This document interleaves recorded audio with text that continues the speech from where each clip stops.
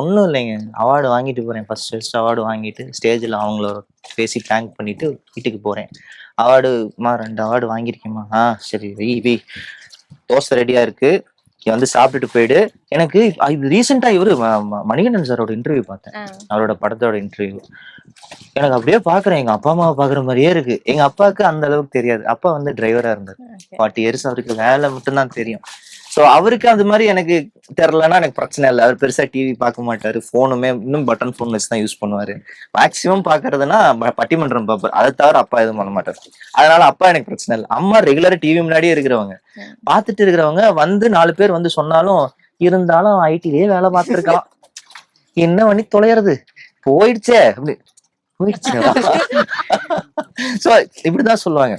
So இன்னைக்கு போய் எங்க அம்மாட்ட கேட்டாலும் உங்க பையன் நீங்க நல்லா பண்றாங்க, சூப்பரா பண்றாங்க, நீங்க இல்ல எப்பேற்பட்ட ஆள் போய் அம்மா கிட்ட சொன்னாலும், அம்மாக்கு வந்து ரஜினிகாந்த்னா உயிர்.